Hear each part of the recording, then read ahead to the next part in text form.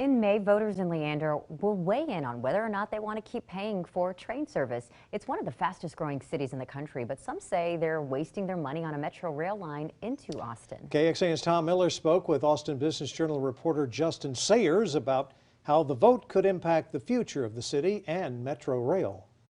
If you commute into Austin right now, folks from Leander are the only ones who can take the metro rail, but how could that change with Project Connect? Yeah, so the City of Austin, the voters approved Project Connect. It's a $7.1 billion expansion.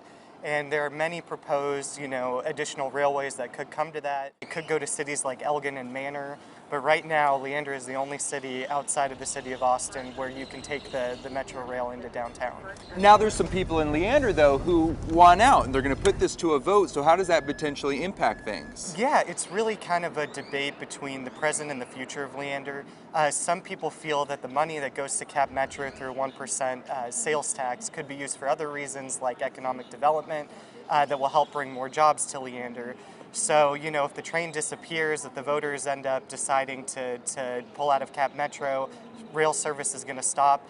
Is there a concern that maybe Leander didn't need a train in the past, but now as things are expanding and there's more developing along that corridor, that they'd be leaving at a time when it's needed the most? And that's kind of the future part of the question.